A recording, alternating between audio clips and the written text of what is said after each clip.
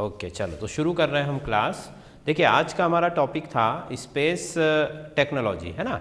Space technology जो है आपका साइंस एंड टेक्नोलॉजी, आपका जो सिलेबस अगर आप देखोगे तो उसमें हमारा जो सैटेलाइट्स वगैरह, हम जो इसरो, ये सारे जो भी अनुसंधान केंद्र है ये सब पढ़ेंगे, उसी में हमारा ये टॉपिक है स्पेस टेक्नोलॉजी। ठीक है, तो उसको आज हम कवर कर रहे हैं। आज या कल 2 दिन में ये कवर आपका हो जाएगा। ठीक, तो हम शुरू कर रहे हैं स्पेस टेक्नोलॉजी। स्पेस टेक्नोलॉजी में देखो भाई 2 वर्ड है हमारे पास, एक तो है स्पेस और एक क्या है टेक्नोलॉजी।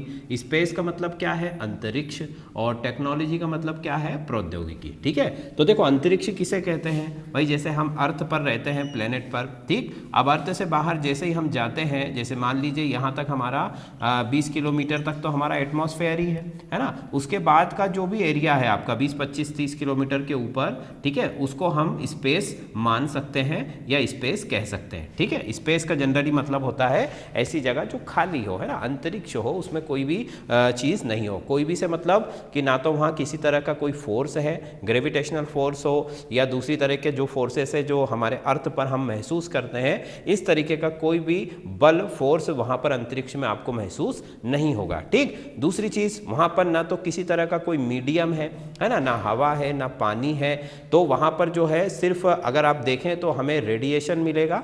रेडिएशन के अलावा स्पेस के अंदर और कुछ भी नहीं होता है। ठीक है, तो ये तो हो गई स्पेस की बात। अब प्रौद्योगिकी की बात करें, प्रौद्योगिकी का मतलब है टेक्नोलॉजी।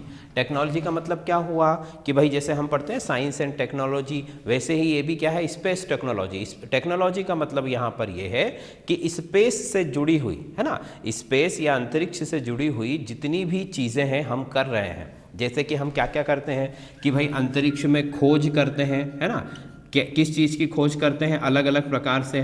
ठीक, जैसे कि मान लीजिए नए ग्रहों पर हम जीवन की खोज कर रहे हैं, लाइफ को आप ढूंढ रहे हो, या नए ग्रहों पर आप पानी ढूंढ रहे हो, या चांद पर भी हमने पानी की खोज की है, मंगल पर हमने ऑलरेडी जो है हमारा प्रोब भेज रखा है, तो खोज करना अंतरिक्ष के अंदर। ठीक, दूसरी चीज़ अंतरिक्ष के अंदर आपने सैटेलाइट्स भेजे, खोज किससे होगी, सैटेलाइट से होगी, किसी ना किसी सैटेलाइट को आप भेजोगे, ठीक है, या फिर प्रोब भेजोगे, इस तरीके के ऑब्जेक्ट्स को वहाँ पर भेजना। ठीक है, तो हम लिख सकते हैं यहाँ पर सैटेलाइट को भेजना, सैटेलाइट। इसके बाद आप देख सकते हो एक और चीज़ कि हम बड़े बड़े टेलीस्कोप बनाते हैं, है ना। टेलीस्कोप जो होते हैं वो भी क्या करते हैं, दूरबीन क्या करती है कि हमें अंतरिक्ष के जो ऑब्जेक्ट्स हैं, है ना, स्पेस के जो ऑब्जेक्ट्स हैं उनको देखने में मदद करती है। जैसे पहले तो आज तो हमारे पास टेक्नोलॉजी है कि भाई हमने चांद के ऊपर कोई प्रोब हमारा भेज दिया, पर पहले तो ये चीज़ नहीं थी। हम किसी भी जाना तो दूर चांद पर, हम उसको यहीं से धरती से अलग अलग टेलीस्कोप से उसको देखते थे, उसकी स्टडी करते थे। पुराने ज़माने से ये स्टडी होती आ रही है, टेलीस्कोप दिन पर दिन अच्छी क्वालिटी के होते गए, और आज ऐसी क्वालिटी हमारे पास है कि हम किसी भी ऑब्जेक्ट के अच्छे से जो है वहां पर खोजबीन कर सकते हैं। ठीक, कुछ हमारे जो टेलीस्कोप है वो ऑर्बिट में भी घूम रहे हैं, जैसे हबल टेलीस्कोप है। ठीक, कुछ टेलीस्कोप जो है वो धरती पर भी है। ऐसी भी कई योजनाएं हैं कि जिससे हम इतना बड़ा टेलीस्कोप बना सके, है ना, जिससे कि हम क्या कर सके, दूर अंतरिक्ष में खोजबीन कर सके। ठीक, तो अंतरिक्ष से जुड़ी हुई कई सारी चीज़ें, या हम यूं कहें कि जो भी चीज़ें हम करते हैं वो सब के सब हमारा स्पेस टेक्नोलॉजी के अंदर आ जाएगा। ठीक, चाहे वो उपग्रह भेजना हो, किसी नए ग्रह की खोज करना हो, वहाँ किसी दूसरी चीज़ पानी वगैरह की खोज करना हो, रॉकेट भेजना हो, सैटेलाइट भेजना हो, कुछ भी करना हो, अंतरिक्ष से रिलेटेड अगर आप कुछ भी कर रहे हो, चाहे जमीन पर चाहे अंतरिक्ष में, है ना, तो हम उसे क्या कहेंगे, स्पेस टेक्नोलॉजी कहेंगे। ठीक है स्टूडेंट्स, ये इतनी बात हुई। अच्छा देखो एक और चीज मैं बता दूं आपको, टेलीस्कोप के अंदर हमारे यहां पर क्या है कि जैसे मान लो मैं यहां पर हूं, इंडिया में हूँ, यहाँ पर, यहाँ से मैं एक टेलीस्कोप से देख रहा हूँ किसी ऑब्जेक्ट को। अब धरती तो घूम रही है ना, तो धरती घूमकर धीरे धीरे इस तरफ आ जाएगी, तो अब वो ऑब्जेक्ट मान लो फिक्स है, वो मेरे साथ नहीं घूम रहा है, या उसकी घूमने की जो गति है वो अलग है मुझसे, उसका जो टाइम पीरियड है वो कैसा है, अलग है ना। तो क्या होगा कि वो ऑब्जेक्ट्स मुझे फिर दिखाई नहीं देगा, मतलब कि वो एक निश्चित समय के लिए ही भी मुझे दिखाई देगा, उसके बाद वो दिखाई नहीं देगा। तो इस स्थिति से बचने के लिए, जैसे मान लो 24 घंटे हमारे पास है, में, और 24 घंटे में से मैं सिर्फ 2 से 3 घंटे इस ऑब्जेक्ट को देख पाता हूँ, बाकी पूरा टाइम मेरा इधर घूमने में चला जाता है। तो इस वजह से क्या होता है कि हमारी जो स्टडी है उसकी स्पीड कम हो जाती है। हम अच्छे से उस ऑब्जेक्ट को जब देख ही नहीं पाएंगे तो हम उसकी स्टडी कर पाएंगे क्या? नहीं कर पाएंगे। इसी वजह से फिर क्या किया गया कि एक ऐसा नेटवर्क बनाया जा रहा है जहां से पूरी अर्थ पर, है ना, पूरी अर्थ पर एक कंबाइंड टेलीस्कोप लगाया जाएगा। मतलब कई सारे छोटे छोटे टेलीस्कोप लगाए जाएंगे जो सब आपस में कैसे होंगे? जुड़े होंगे, ठीक है। और चूंकि ये अंतरराष्ट्रीय पूरा एक बहुत बड़ा प्रोजेक्ट है, तो इससे क्या होगा कि इससे आप चाहे धरती के किसी भी कोने पर हो, आप उस ऑब्जेक्ट पर नजर रख सकते हो। क्योंकि देखो, एक टेलीस्कोप मैंने यहां लगा दिया, दूसरा यहां लगा दिया, जब धरती घूमेगी तो ये यहां पर आ जाएगा और ये इसकी जगह पर आ जाएगा। मतलब कि इस ऑब्जेक्ट को कोई ना कोई एक टेलीस्कोप हमारा हमेशा देखता रहेगा, जिससे कि हमें उसके बारे में ज़्यादा से ज़्यादा जानकारी मिल सकेगी। तो इस तरीके की नई नई चीज़ों की खोज करना, ये सारी चीज़ें हम स्पेस टेक्नोलॉजी के अंतर्गत रखेंगे। ठीक, ओके, चलो अब आगे चलते हैं। थोड़ी सी हम हिस्ट्री की बात करते हैं कि भाई स्पेस टेक्नोलॉजी हमारी इंडिया में जो है वो कब से शुरू हुई, है ना, क्या क्या हुआ है इसके अंदर अभी तक, वो सारी चीज़ें थोड़ा सा मोटा मोटा हम हिस्ट्री के अंदर भी बात कर लेते हैं। देखो, हम सबको पता है कि हमारा देश जो है आज़ाद कब हुआ था? ठीक है, 1947 को हमारा देश आज़ाद हो गया था, हमें इंडिपेंडेंस मिल गई थी, स्वतंत्रता मिल गई थी। अब स्वतंत्रता मिलने के बाद भारत की जो स्थिति थी, है ना, मतलब इकोनॉमिकली आप देख लीजिए या फिर आप वेपन्स वगैरह की फील्ड में चले जाइए, आर्मी के व्यू से देख लीजिए, सभी प्रकार से भारत जो है कैसा था? बहुत ही पिछड़ा हुआ था, बहुत ही बैकवर्ड था। क्यों था? क्योंकि अभी जैसे हम 47 में आज़ाद हुए और 1945 में जो है हमारा सेकेंड वर्ल्ड वॉर खत्म हुआ था, और हम ना चाहते हुए भी सेकेंड वर्ल्ड वॉर में इन्वॉल्व थे क्योंकि हमारे ऊपर ब्रिटिश का गवर्नेंस था। तो इस वजह से हमारी जो आर्थिक, सामाजिक और जो भी स्थितियां थी सारी सबकी सब बहुत ही पिछड़ी हुई थी, बहुत ही बेकार थी। तो उस स्थिति में हम स्पेस प्रोग्राम जैसा कोई भी कॉस्टली प्रोग्राम शुरू करने की हालत में थे क्या? नहीं थे। तो फिर हमने क्या किया, हमारे यहाँ पर स्पेस प्रोग्राम बहुत देर से शुरू हुआ, 1962 के आसपास जो है ये शुरू हुआ था। ठीक, 1947 में हमने एक एटॉमिक सेंटर जरूर बना लिया था, है ना, एटॉमिक सेंटर मतलब परमाणु केंद्र, या इसको हम कह सकते हैं परमाणु विभाग भी कह सकते हैं। ठीक है, ये परमाणु विभाग के ही अंतर्गत हम स्पेस एंड टेक्नोलॉजी को भी देखते थे, पर ये ना के बराबर था। ठीक है, ना के बराबर। उस समय चूंकि जापान के ऊपर द्वितीय विश्व युद्ध में हमला हुआ था, तो लोग परमाणु से जो है डरे हुए थे और उसके बारे में जानने को इच्छुक थे। इसीलिए यहाँ पर भारत सरकार ने भी एक परमाणु विभाग बनाया था जो परमाणु कार्यक्रम को आगे बढ़ाता था, न्यूक्लियर जो आपके एटॉमिक डेवलपमेंट था उसको हैंडल करता था। ठीक, और उसी के अंतर्गत किसको रख दिया गया था? स्पेस एंड टेक्नोलॉजी को, जिसमें जो डेवलपमेंट है वो ना के बराबर था। ठीक, अब देखो आगे डेवलपमेंट कब हुआ? डेवलपमेंट हुआ 1962 में, 1962 में। ठीक है, विक्रम साराभाई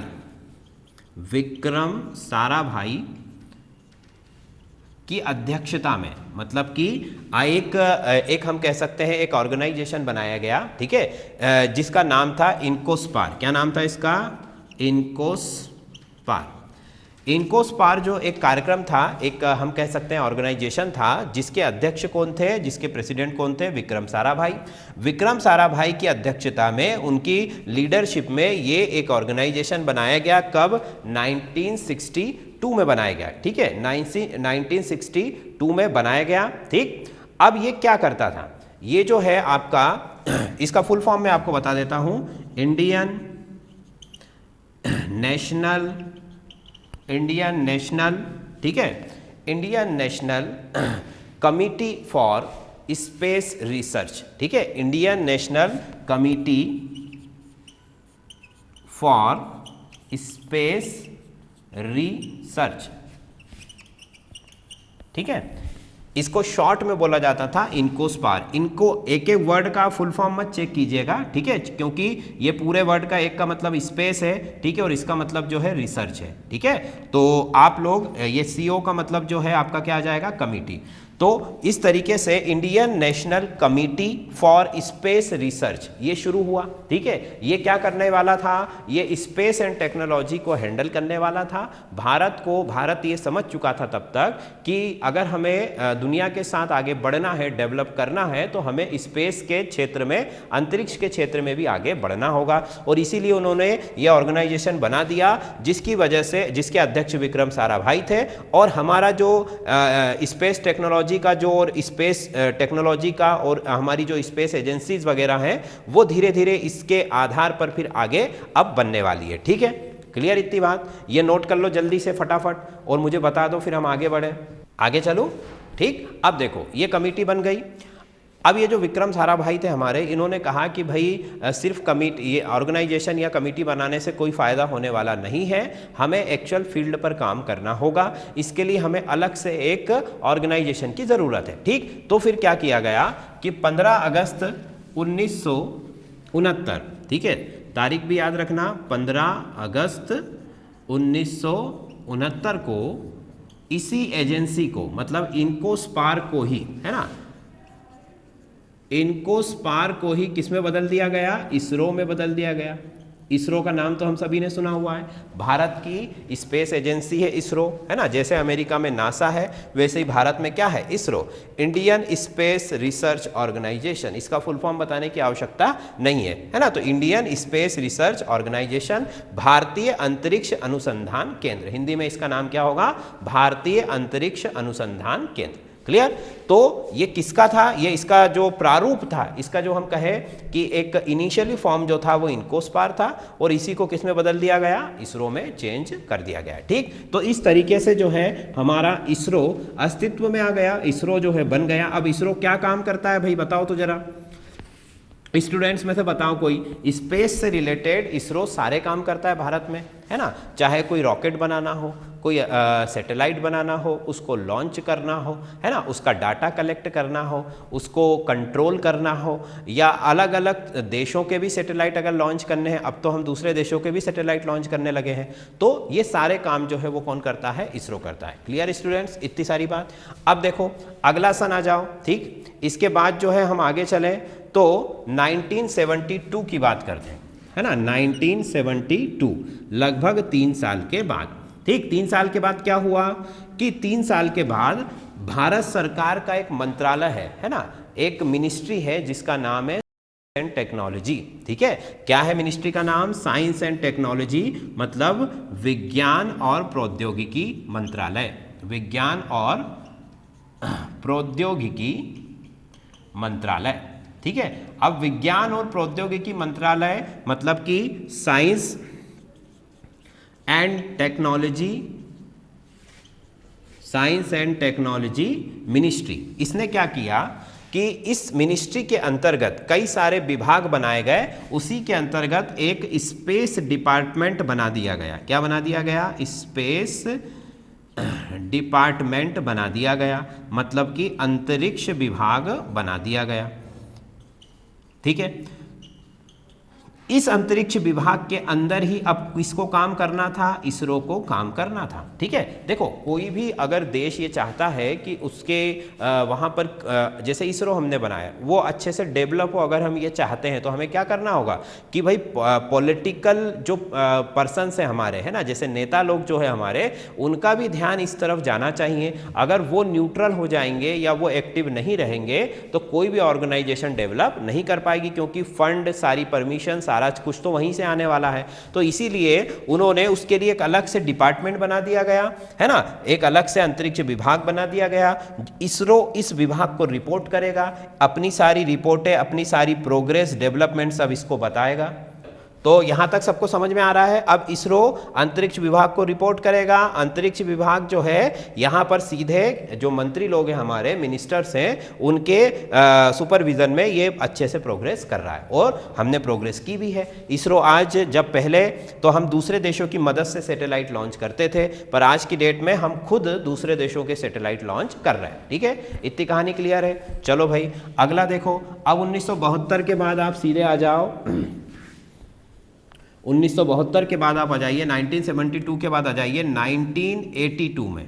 ठीक है 19 नहीं सॉरी एक और रह जाएगा अभी बीच में 75 है ना। 19 अप्रैल तारीख भी याद रखना क्योंकि ये जरूरी तारीख है, बाकी में आप तारीख याद नहीं रखोगे कोई दिक्कत नहीं है, इसमें हमको ध्यान रखना है कि 19 अप्रैल 1975 क्या हुआ था भाई। 19 अप्रैल 1975 को बताओ तो जरा, तो लिखो 19 अप्रैल 1975 को पहला हमारा जो सैटेलाइट है, पहला प्रायोगिक उपग्रह, क्या नाम था उपग्रह का? आर्यभट्ट। क्या नाम था? आर्यभट्ट। ये लॉन्च किया गया था, ठीक, मतलब कि फर्स्ट एक्सपेरिमेंटल सैटेलाइट, ठीक है भाई, फर्स्ट एक्सपेरिमेंटल सैटेलाइट नाम क्या था उसका? आर्यभट्ट। आर्यभट्ट लॉन्च किया गया था जो कि रशिया की मदद से लॉन्च किया गया था। किसकी मदद से लॉन्च किया गया था? रूस या रशिया की मदद से लॉन्च किया गया था, ठीक है। तो ये तारीख और ये जो सन है आपका अच्छे से आपको याद रखना है, 19 अप्रैल 1975, ठीक है, पहला प्रायोगिक उपग्रह आर्यभट्ट जो फर्स्ट एक्सपेरिमेंटल सैटेलाइट जो कि रशिया के द्वारा, रूस के द्वारा लॉन्च किया गया था। क्लियर, इतनी बात सबको समझ में आ रही, ठीक है। अब अगला आ जाओ, अगली जो डेट है, अगला जो ईयर है वो है आपका 82, 1982। 1982 में क्या हुआ तो लिखो जरा। 1982 में जो है आपका भारत ने पहला दूर संचार उपग्रह भेजा। क्या भेजा? भारत ने पहला दूर संचार उपग्रह भेजा, ठीक। तो फर्स्ट टेलीकम्युनिकेशन सैटेलाइट, ठीक है, मतलब कि पहला दूर संचार उपग्रह, दूर संचार उपग्रह भारत ने भेजा, ठीक। क्या नाम था भाई इस दूर संचार उपग्रह का? नाम क्या था इस दूर संचार उपग्रह का? नाम था इनसैट 1A। क्या नाम था इसका? इनसैट 1A, ठीक। दूर संचार उपग्रह का नाम था इनसैट 1A, ठीक। ये जो है किसकी मदद से भेजा गया था? ये नासा की मदद से भेजा गया था, नासा की मदद से, ठीक है। भारत ने पहला दूर संचार उपग्रह टेलीकम्युनिकेशन सैटेलाइट इनसैट 1A है ना 1982 में भेजा था। किसकी मदद से? नासा की मदद से। इतनी बात समझ में आई। बट अनफॉर्चुनेटली दुर्भाग्य से ये सफल नहीं हुआ था, ठीक है। ये जो आपका सैटेलाइट है इसका लॉन्चिंग जो है, इसका प्रक्षेपण जो है वो सफल नहीं हुआ था, ठीक। इसीलिए दूसरा सैटेलाइट इनसैट 1B भेजा गया जो कि फिर क्या रहा? जो कि सफल रहा, ठीक है। वो भी उसी ईयर में भेज दिया गया था, ठीक है। तो इनसैट 1B ये जो है सफल रहा, ये सक्सेसफुल रहा, है ना, इसका जो लॉन्च है सक्सेसफुल रहा। बट इनसैट 1A जो है वो अनसक्सेसफुल था, ये सफल नहीं हो पाया था, ठीक है स्टूडेंट्स। इतनी बात समझ में आ रही? एक बार जरा मुझे रिवाइज करके बताओ तो जरा, बताओ 1962 में क्या हुआ था? जल्दी जल्दी बोलो।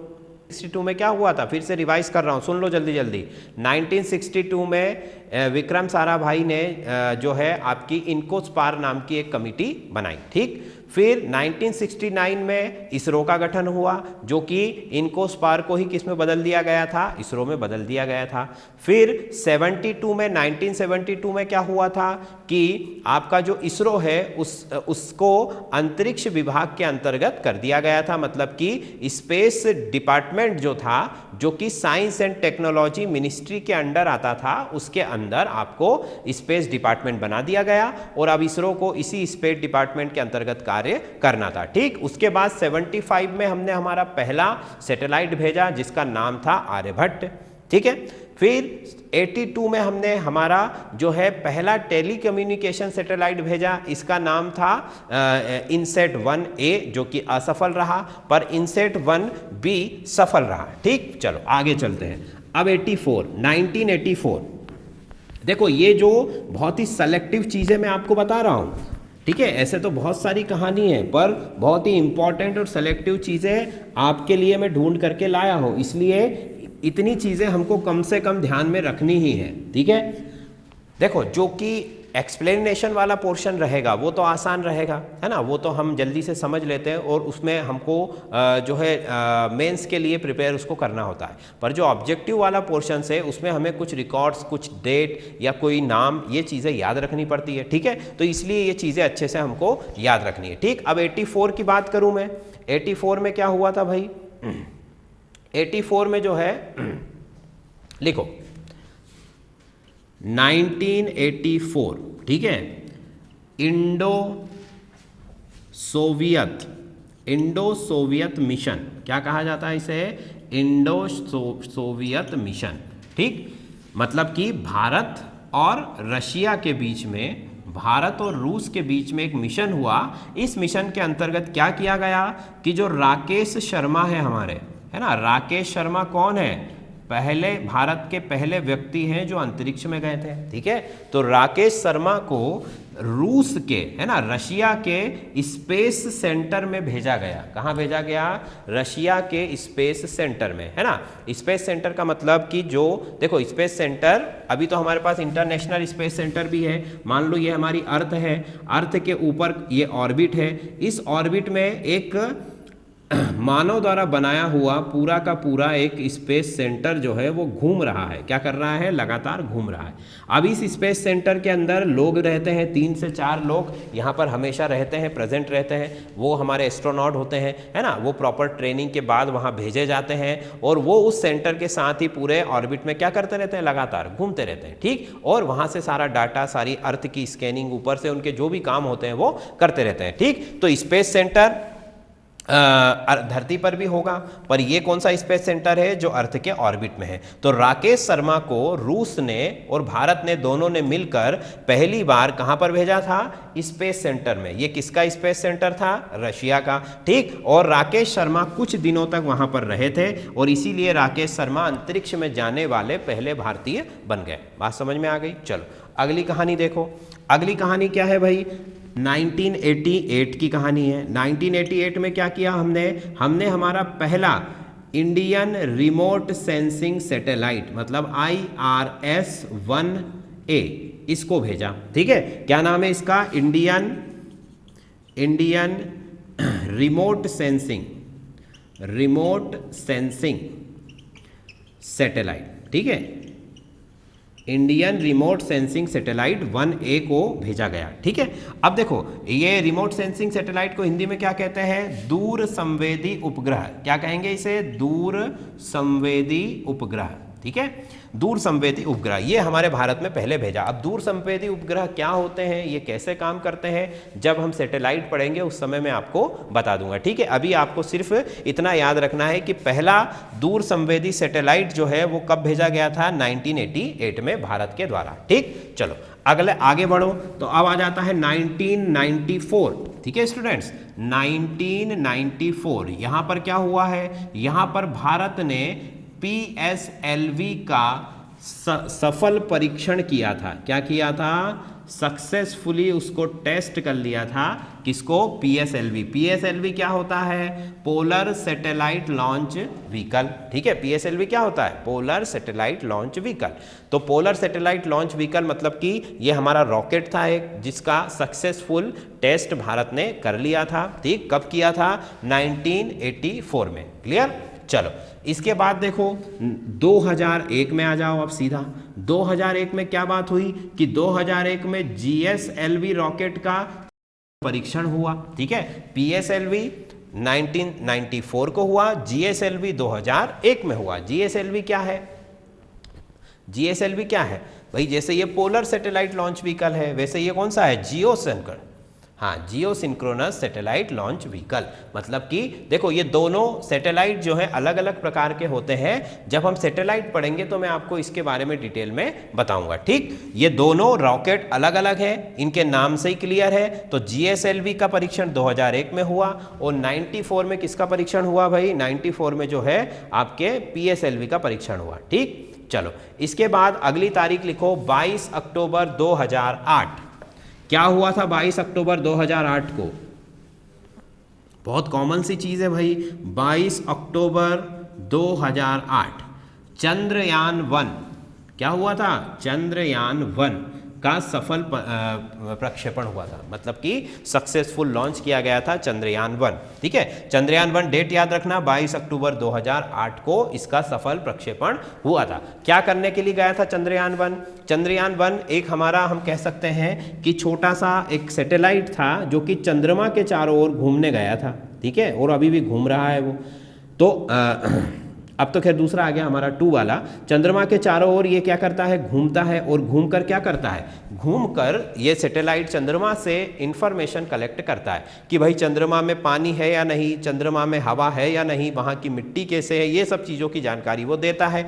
इसका जो मेन मोटिव था, इसका मेन जो इसका उद्देश्य था वो क्या था, चंद्रमा पर पानी की खोज करना। क्या करना, पानी की खोज करना। ठीक है, क्या चंद्रमा पर पानी मिला? जी बिल्कुल मिला, चंद्रमा पर पानी है। ठीक है, तो पर वो बर्फ के रूप में है ना, लिक्विड वाटर नहीं है, बट पानी वहां पर भी उपलब्ध है। देखो स्पेस में हर जगह पर पानी है, ऐसा नहीं है कि धरती पर ही पानी है बस, पर धरती पर वो पानी कैसा है, धरती पर वो पानी जो है लिक्विड फॉर्म में है, इसीलिए यहाँ पर जीवन संभव है। दूसरी जगहों पर अगर वो सूरज से बहुत पास है तो वहाँ गैसियस फॉर्म में मिलेगा, अगर सूरज से बहुत दूर है तो वो जमा हुआ मिलेगा। तो दोनों ही स्थितियों में जीवन संभव है क्या? नहीं है। ठीक, अब अगला देखो 2013, 5 नवंबर 2013।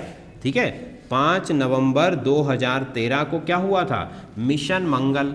सभी ने सुना होगा, है ना, मिशन मंगल। मतलब कि भारत ने पहले ही प्रयास में, है ना, फर्स्ट जो उसने ट्राई किया था उसी में उन्होंने एक सैटेलाइट जो है ना, कहाँ पर भेजा, एक प्रोब मंगल ग्रह पर भेज दिया। लगभग 300 दिन की यात्रा करने के बाद, 300 दिन की ट्रेवलिंग करने के बाद ये जो प्रोब है ये मार्स के ऑर्बिट में जाकर के पहुंच गया। ठीक है, और ये जो मिशन है भारत के बहुत ही सक्सेसफुल मिशन में गिना जाता है। क्यों?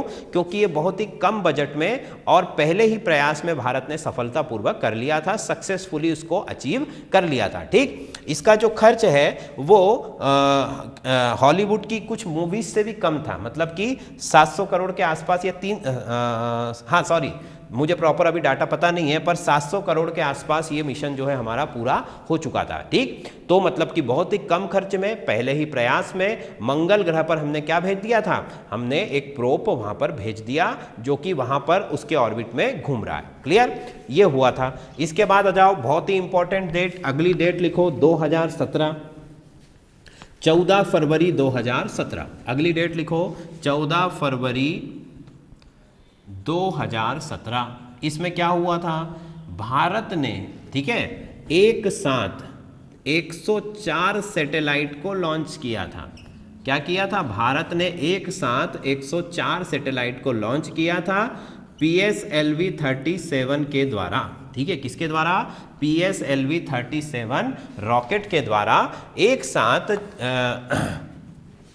ये 15 फरवरी है ना, 15 फरवरी 2017। ठीक है, 15 फरवरी 2017 को PSLV 37 की मदद से भारत ने एक साथ 104 उपग्रहों को अंतरिक्ष में भेजा। 104 सैटेलाइट्स को लॉन्च किया स्पेस में, अलग अलग देशों के सैटेलाइट थे वो। ठीक, और एक रिकॉर्ड बनाया। ठीक, इससे पहले रशिया ने एक साथ 37 सैटेलाइट्स को भेजा था। ठीक है, पर भारत ने क्या किया, एक ही साथ 104 सैटेलाइट को भेजकर एक नया रिकॉर्ड बना लिया। इसलिए ये डेट अच्छे से याद रखना, 15 फरवरी 2017। ठीक, चलो फिर आ जाओ 22 जुलाई 2019। ये तो बहुत ही पास की घटना है, इसके बारे में तो आपको पता ही होगा। किसी को पता है क्या भाई? हाँ, 22 जुलाई 2019 चंद्रयान 2। वेरी गुड, चलो एक तो बताया। चंद्रयान 2, चंद्रयान 2 में क्या क्या हुआ था भाई? चंद्रयान 2 किस लिए भेजा गया था बताओ जरा। चंद्रयान 1 तो पानी की खोज करने के लिए भेजा। हाँ, देखो चंद्रयान 2 में बेसिक उसका जो मोटिव था वो ये था कि हमें चंद्रमा की सतह पर, है ना, एक चंद्रमा के सरफेस पर एक रोवर को उतारना था, एक लैंडर को लैंड करवाना था। ठीक है, मतलब कि अभी जो हमने प्रोब भेजा था वो तो सिर्फ चंद्रमा के ऑर्बिट में ही घूम रहा है, ऊपर ही घूम रहा है, वो नीचे उतरा था क्या? नहीं उतरा था। ठीक, अब हम चाह रहे थे कि हम जो यहाँ से भेज रहे हैं लैंडर, है ना, वो क्या करे, वो चंद्रमा की सतह पर उतरे, वहाँ पर चले, वहाँ की मिट्टी के नमूने हमें भेजे, है ना, मतलब डाटा भेजे वहाँ का, तो हम वहाँ पर एक जो रोवर है उसको उतारना चाहते थे। ठीक, पर अनफॉर्चुनेटली हमारा जो रोवर है वहाँ उतर तो गया पर सॉफ्ट लैंडिंग नहीं कर पाया और हमारे ऑर्बिटर से उसका कॉन्टेक्ट जो है टूट गया। ठीक है, देखो चंद्रयान 2 में क्या क्या था, एक लैंडर था, लैंडर का नाम क्या था, विक्रम। ठीक है, एक रोवर था, रोवर का नाम क्या था, प्रज्ञान।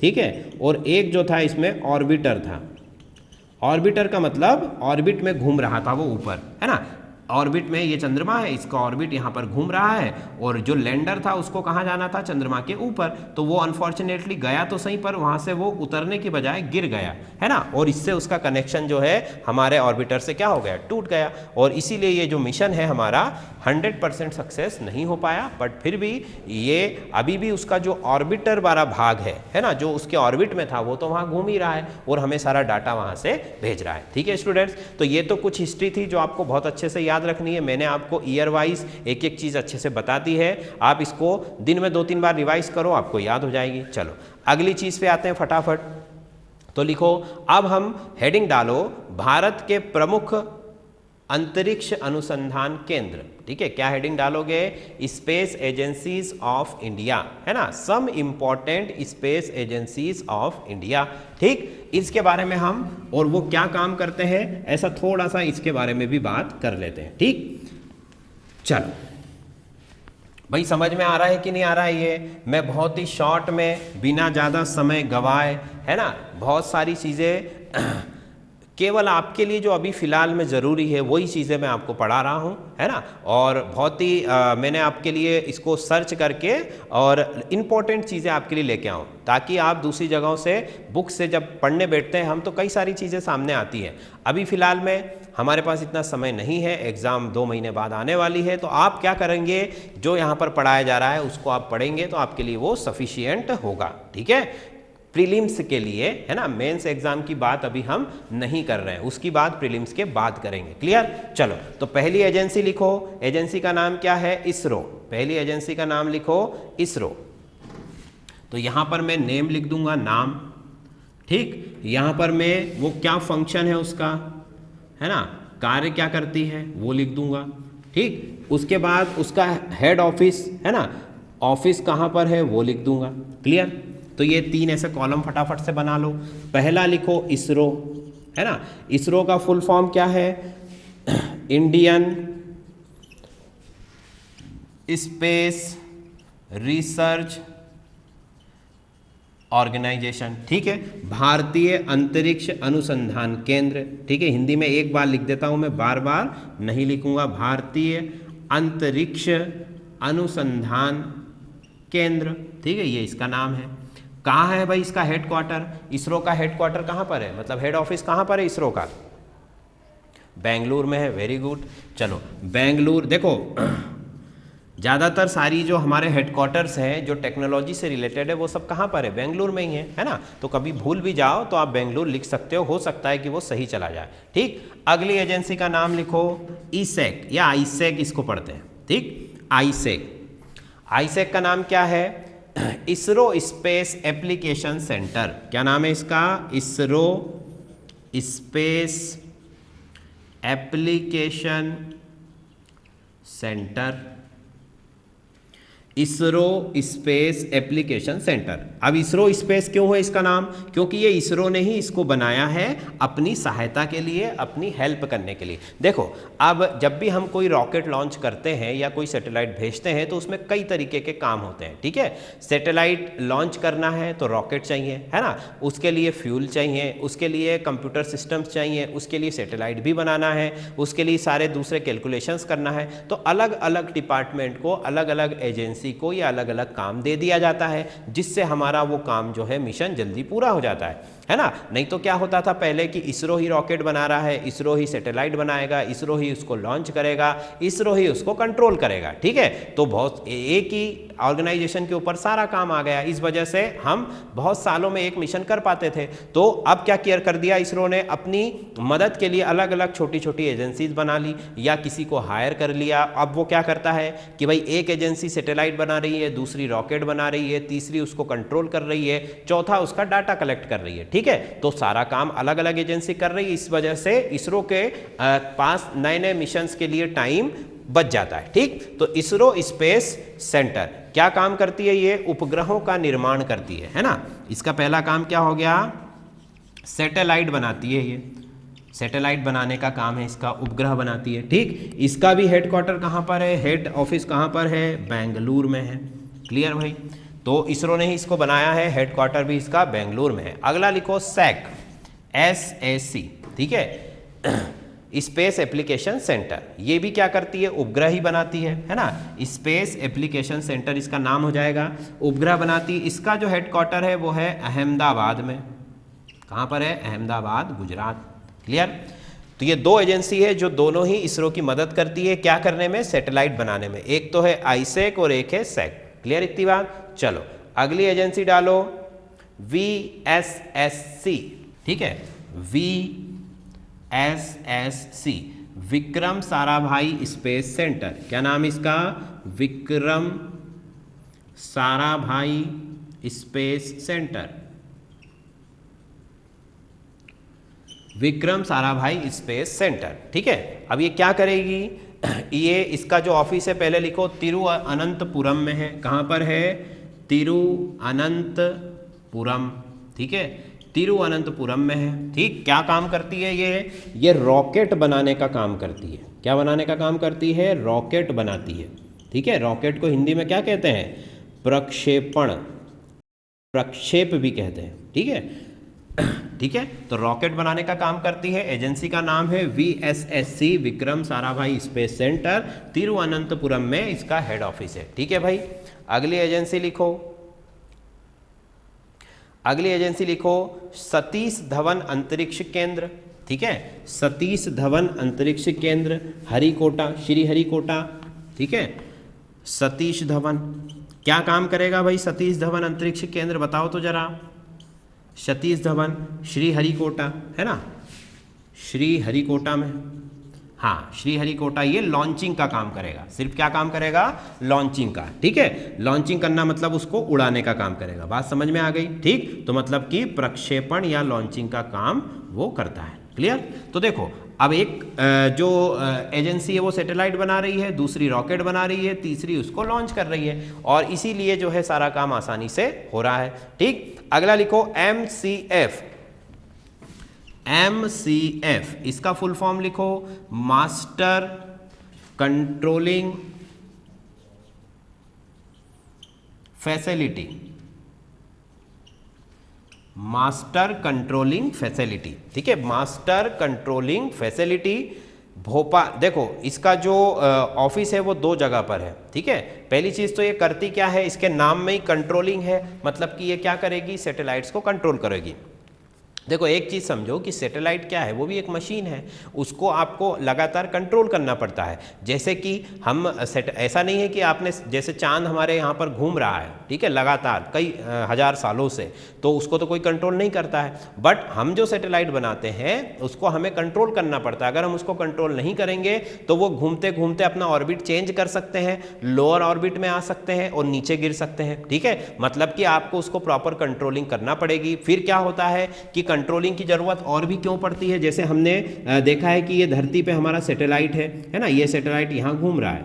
अब इस सैटेलाइट्स में मान लो मैं इस जगह पर उसको देखना चाहता हूँ धरती को, या इस जगह पर क्या हो रहा है ये मैं जानना चाहता हूँ, ठीक। तो मैं अपने सैटेलाइट की डायरेक्शन इसकी तरफ कर सकता हूँ। जैसे कि आपने देखा होगा ना कि परमाणु जो मूवी है उसमें अमेरिका हमारे ऊपर नज़र रखता है, तो अमेरिका अपने सैटेलाइट्स की डायरेक्शन हमारे ऊपर करता है या कभी वहाँ से हटा भी सकता है। मतलब ये सारी कंट्रोलिंग जो है सैटेलाइट बनाने वाले के पास होती है कि वो सैटेलाइट से किस जगह पर क्या चीज़ देखना चाहता है, ठीक। चलो अगली एजेंसी का नाम लिखो, हाँ ये किन सैटेलाइट्स का कंट्रोल करती है, दूर संचार उपग्रहों का, दूर संचार उपग्रह मतलब टेलीकम्युनिकेशन सैटेलाइट, इंग्लिश में क्या बोलेंगे, टेलीकम्युनिकेशन सैटेलाइट्स को ये जो है कंट्रोल करती है। ठीक, अगला लिखो NRSC national remote sensing space centre, NRSC national remote sensing space centre. ठीक है, नेशनल रिमोट सेंसिंग, ठीक है, स्पेस सेंटर, ये क्या काम करेगा भाई, ये भी कंट्रोलिंग का काम करती है ना। किसकी कंट्रोलिंग करेगी, सैटेलाइट्स की। कौन से सैटेलाइट्स, रिमोट सेंसिंग सैटेलाइट। ठीक है, कौन से सैटेलाइट, रिमोट सेंसिंग सैटेलाइट्स को ये कंट्रोल करेगी, साथ में उसका डाटा भी जमा करेगी। इसका जो ऑफिस है वो कहाँ पर है, हैदराबाद। ऑफिस कहाँ पर है, हैदराबाद। अच्छा, ये वाली जो नीचे वाली थी इसका ऑफिस मैंने आपको नहीं बताया है ना। इसका ऑफिस जो है लिखो भोपाल में है और एक ऑफिस कर्नाटक में है, दो जगह पर है। ठीक है, भोपाल और कर्नाटक।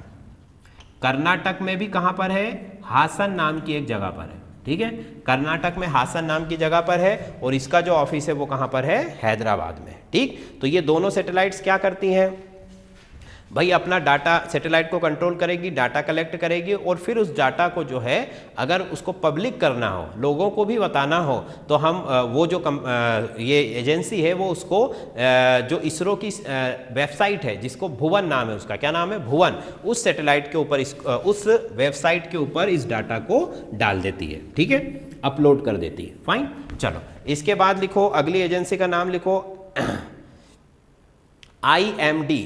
ठीक है, IMD।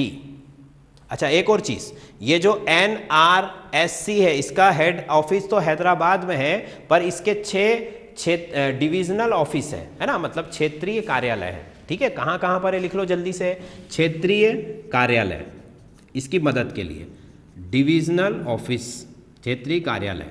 ठीक है, कहाँ कहाँ पर है, लिखो फटाफट लिखो, नागपुर, जोधपुर, देहरादून, है ना, नागपुर, जोधपुर, देहरादून, नागपुर, जोधपुर, देहरादून। ठीक, खड़गपुर, शिलोंग, खड़गपुर, शिलोंग और बेंगलुरु। ठीक, खड़गपुर, शिलोंग और बेंगलुरु। तो आप देखोगे कि ये जो ऑफिस है ये देश के अलग अलग हिस्सों में है ना। जैसे खड़गपुर आप जाओगे, बंगाल चले जाओ, है ना, देहरादून आप चले जाओ, तो अपना जो देश है पूरा, उसमें चारों दिशाओं में ये ऑफिसेस फैले हुए हैं, ताकि कहीं से भी कोई भी डाटा लेने में आसानी हो। मतलब कि अगर देखो, जैसे कि अभी मैंने आपको वो बताया था ना कि टेलीस्कोप फैले हुए रहेंगे तो आसानी रहेंगी, वैसे ये ऑफिसेज भी देश के हर कोने में है ना, इसलिए हर जगह का जो डाटा है वो आसानी से आपको मिल जाएगा। ठीक, चलो अगली एजेंसी लिखो IMD, Indian meteorological department, Indian meteorological department, IMD, Indian meteorological department. ठीक है भाई, ये क्या करता है, ये जो डिपार्टमेंट है ये मौसम की जानकारी देता है। क्या देता है, मौसम की जानकारी आपको देगा। ठीक, तो IMD एक ऐसा डिपार्टमेंट है जो मौसम से संबंधित जानकारियां हमें प्रदान करता है, मौसम की जानकारी देता है। ठीक, इसका जो ऑफिस है वो नई दिल्ली में है। ऑफिस कहाँ पर है, नई दिल्ली में, दिल्ली के अंदर। क्लियर, तो ये तो थी कुछ एजेंसीज और थोड़ी सी हिस्ट्री की बात। मतलब कि हमने यहाँ पर दो चीज़ें आज कवर की है। जो हमारा स्पेस टेक्नोलॉजी का पोर्शन है उसके अंदर दो चीज़ें आज हमने कवर की। पहला तो उसकी हिस्ट्री कवर की और दूसरा कवर किया इंपॉर्टेंट एजेंसीज वाला पॉइंट। ठीक है स्टूडेंट्स, ये दो चीज़ें हमने कवर कर ली है। अब नेक्स्ट कल के लेक्चर में हम इसको आगे बढ़ाएंगे। ठीक।